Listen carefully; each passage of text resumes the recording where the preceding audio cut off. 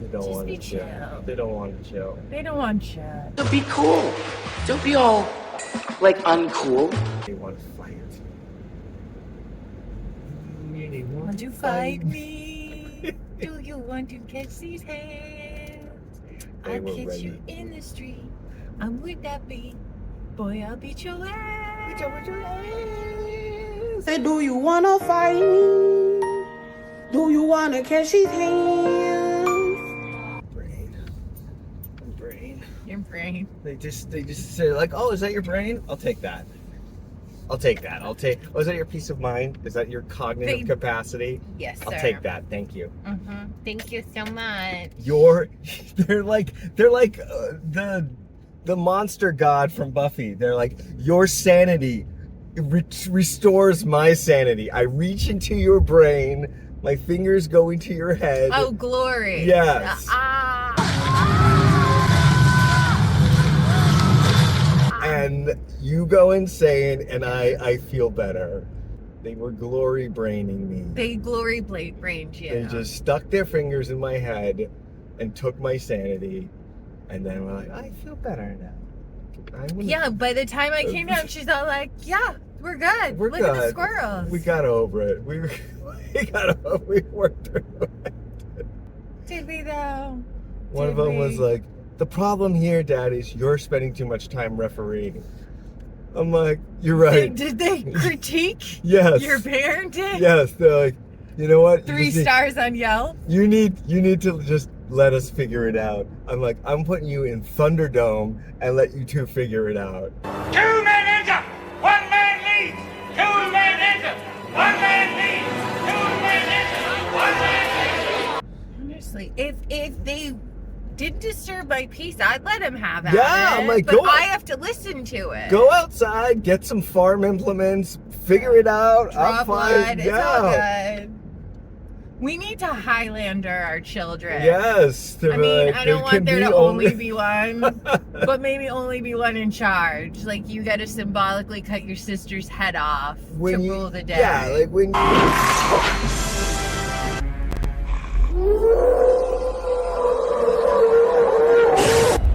There can be only one. when you have animals, there always has to be a dominance fight. You know, if you have rats or dogs or... Why do people have rats in your scenario? I- Like, they're just hanging out with rats, like as pets? I have always liked Kawabunga. They make really good pets. Do they? They do. Oh, they giggle! They giggle. Old rat lets out tiny giggles, too high for us to hear. Special microphones captured the squeaks so they could be replayed in a lower register. Belly and back tickles elicited giggles galore. They're so defiant by nature. I don't think they could ever go into a dominance hierarchy. One would physically want and the other one would psychologically break her. Yeah, they are very strong personalities. My bad. That's all right. What is that? Not genetic DNA, because Psychic DNA. Damn. They have all your psychic They DNA. have all my psychic DNA. All of my strengths, none of my weaknesses. all of your strengths, none of your weaknesses. They're slowly taking me out. Oh my god. Too much. They are breaking me. I have survived way too much in life to be broken by children. Like, of all the stuff that could have potentially taken me out, what I have gotten through in life. I know, seriously. And these just bring me down. They don't play, well, because I can deal with adults. I know the rules of adults. You can't play with adult rules. Like, You gotta play can't with- tell kids to fuck off. You really want to, though. But apparently you can't speak to children like that. It's like that thing we were talking about where the worst people always get to the top of a dominance hierarchy. So our children will be on top. Good to know. Good to know. Because... She does want to be president, Yes. So, well, she's on her way. She's on her way. She's on her way. She never gives up. She never stops talking. So right off the bat, She is a politician. She is totally a politician. In a child's body. She's always jockeying for position. She negotiates me down. Everything. Just wears me out. Everything. On everything. So on stuff she doesn't even want, just for kicks. Just for fun. Just for kicks. If you are working up a hierarchy and one group of people has no rules and no ethics and the other doesn't, well, the people who have no rules or less rules are always going to go farther than the other people. I can't even get them to put their shoes away. What rules do we have? No, they have no rules. Oh. We have the rules. Like, we have to be kind to them. We can't yell at them. Don't worry about their social, psychological, all that stuff. development. They don't worry about our development. They don't worry about our mental health and our sanity. I know. I always thought that it was a huge advantage to be an adult and be like smarter and bigger. No, but they it's have not. the advantage. They have the advantage. They have less rules, and in any conflict, when anyone has less rules than the other side.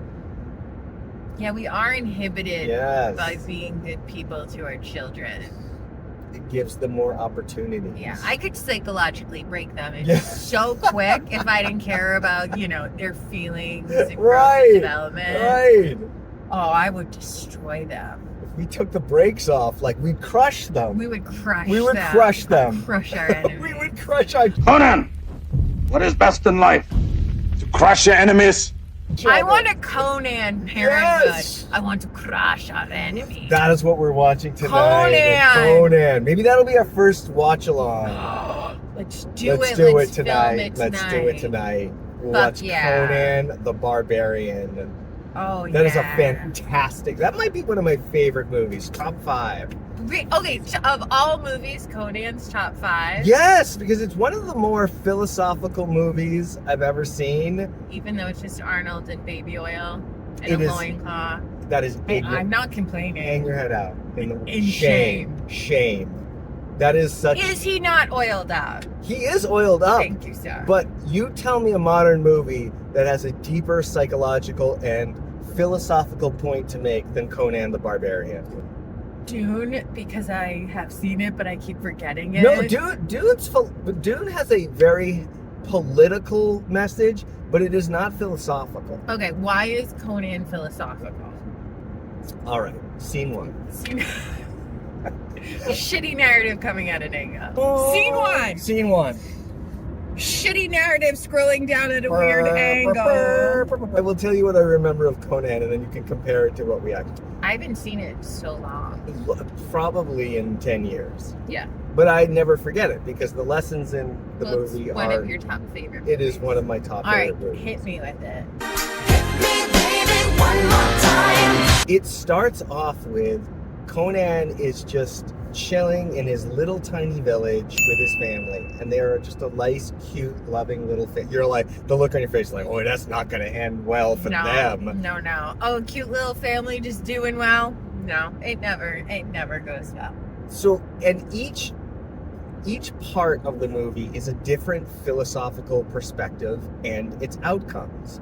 This is William James. William James had this concept of pragmatism, which was the meaning of something relates to not whether it's true or false, but how it affects your life by believing in it. So Wait, say that again? there are some things that are unknowable. Right. You can't know if they're true or false, but you can choose to believe in them in the affirmative or not by how they'll affect your life. So, for example, okay. if I believe that all human life has value, that is subjective. I cannot prove that all human life has value. I can't make an argument that all human life has value. I've met a lot of people. I don't know if I agree with that. I can make There are some exceptions. I can make a counter argument that all human life is not valuable. Yeah, I counter that one. No, But just whatever joking. arguments I make, I can prove 2 + 2 is 4. I cannot prove that all human life is valuable. Well, if you want to get really deep, numbers are symbolic. They're imaginary. Both 4 sticks and the Platonic ideal of 4 are both 4. What about foreskin? Can you prove that that's real? Let me see. I can. Turn that off.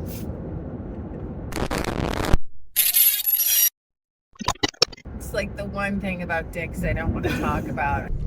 Put it around your dick. This is like the fanciest ring. We've already paid over. What you did to me this morning? Oh, baby girl. I need a bucket of ice. I mean, I like talking about a dick. We talk a lot about dicks. I enjoy the dick, but girl, that's too much. But I'm good with circumcision. I don't need to go down that path. But when you think about it, don't you think it's weird?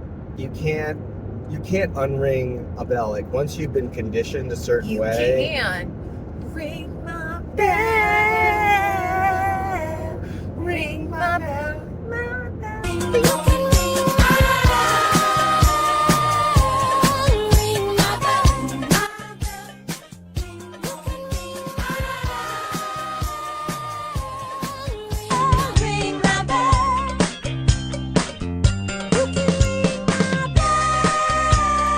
It's weird that you're attracted to the unnatural version of a dick. Well, men like breast implants. Some That's women true. do too. I'm straight and I like breast implants. But breast implants are just the same thing, but a different size. It's not functionally different. I've seen some botched ones. No, they're not. There have been some square tits. There's been some square tits. I was like, how did that happen? Adam, you have square tits. I know I'm not here for that, but let's address that you got like a little SpongeBob SquarePants. Sponge bitch, square tits. Sponge square tits. That's terrible. I've seen a bunch of botched boobas. It's weird. It's both understandable and weird when people modify their bodies. There's a lot of acceptable distortion of the human body, but then certain ones totally freak us out. Why one and not the other? I guess it's just you absorb a culture, and it's not something you consent to. You're just born into a culture, and you absorb its beauty standards, you absorb its normalcy standards, and you can't reason your way out of it as an adult. Yeah, once I it's think there. once you have a developed sense of sexuality or body, that's it. And turning that would be extremely difficult. He was saying you're born into a certain culture, and you can't shed it. You can't choose your way out of it. Yeah, I don't know if I roll with that. That's fine, but it was just an idea that I never thought of in my life, that you can't choose your way out of your culture. I can. You can? How do you do it? Look at my childhood. Do I roll with any That's of true. that now? That is true. Seriously. You know how I grew up. Do I roll with any of that? That is true. Like, you really did reject the microculture you were born into. Macro, micro, all of it. I ran as far away from it as I could. And I guess, like, if you think of Although I something... will roll with Christmas, but I turned it pink. Right. I like Christmas. But just because it's pretty, not because I think there's any significance. And even if you believe in Jesus, boo-boo, he was born in the summer. Yeah. So, but... Well, the nuts and bolts of the nativity story are kind of irrelevant. Christianity became like a theme park. People find the Bible obtuse, even hokey. The crucifix.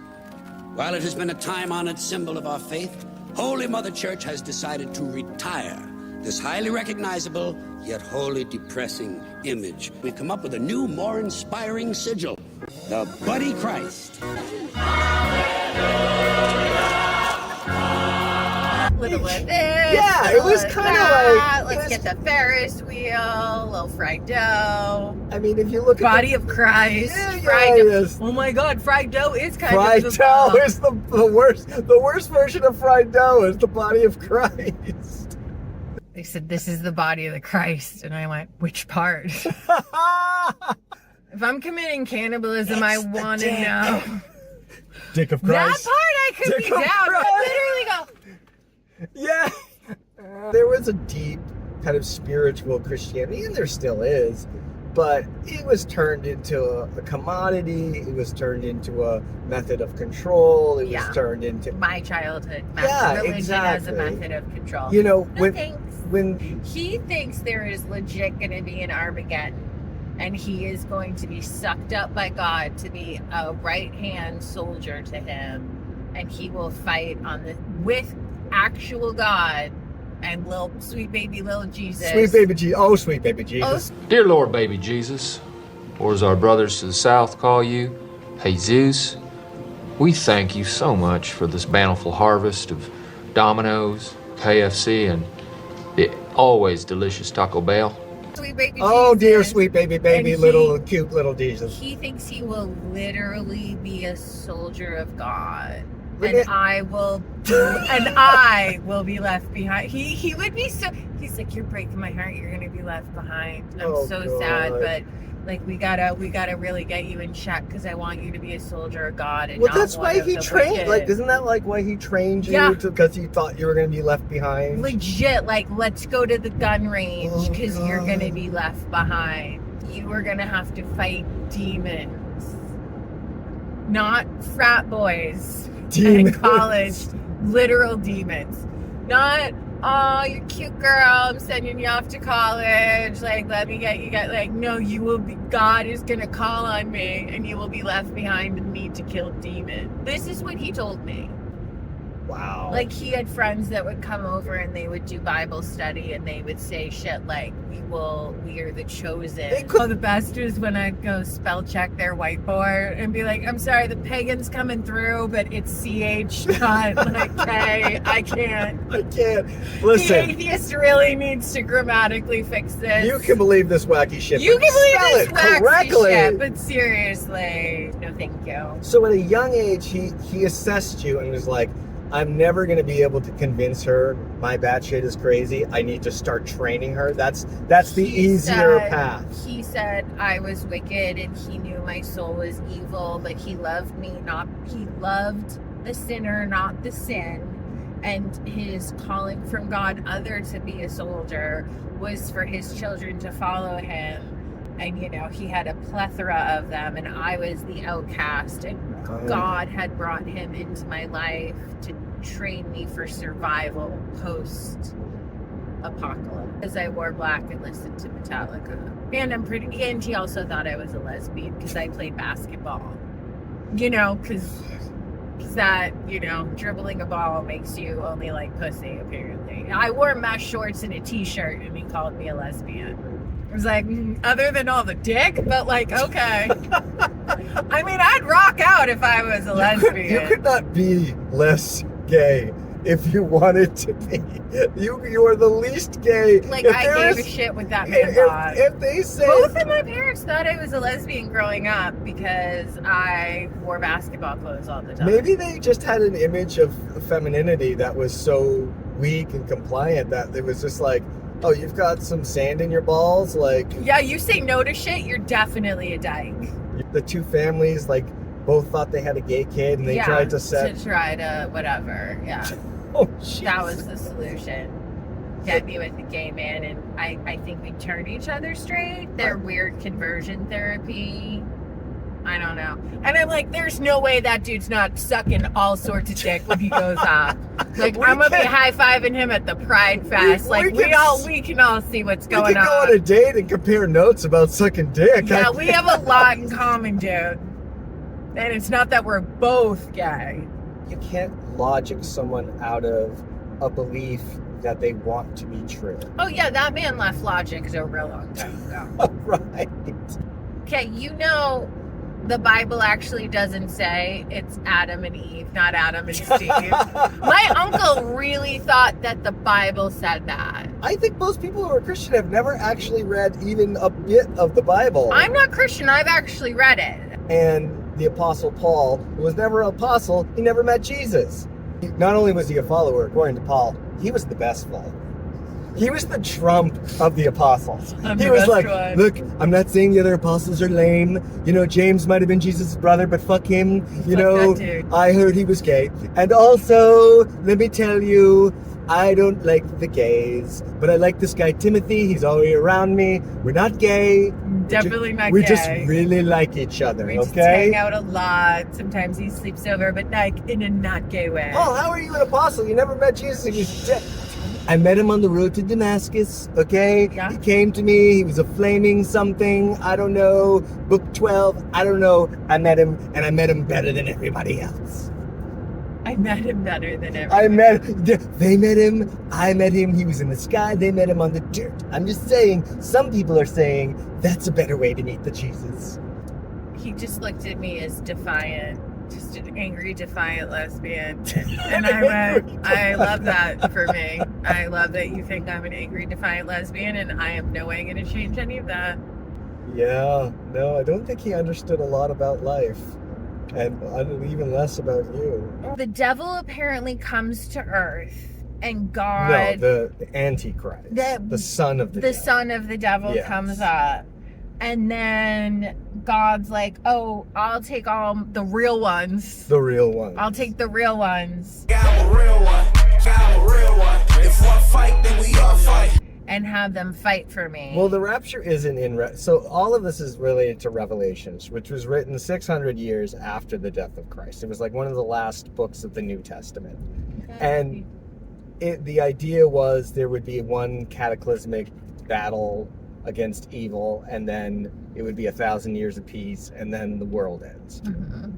And that the Antichrist comes to Earth, and he takes over a country, and then the country takes over the world, and then persecutes believers. That's the idea. Awesome. And then the guy who wrote the Left Behind books, and actually it started like 100 years earlier, but they were just like, that sounds really bad for like what if you're a little old lady and you're going to be around on Armageddon? They're like, we got to create like a soft landing for like the church ladies. All right, hello, I'm the church lady, and this is Church Chat. Well, isn't that special? And that's where they got the idea of the rapture. Like, oh, but God won't make old ladies fight. They'll get beamed up to heaven, and they'll miss all the bad shit. I think if your psychology is one where you are an unquestioning follower or believer, Yes. That makes you a good soldier. He got very upset with questions. Yeah. I think the people who psychologically make the best soldiers are people who are not asking a lot of questions and who believe things very deeply. Do I look like someone who's going to follow orders?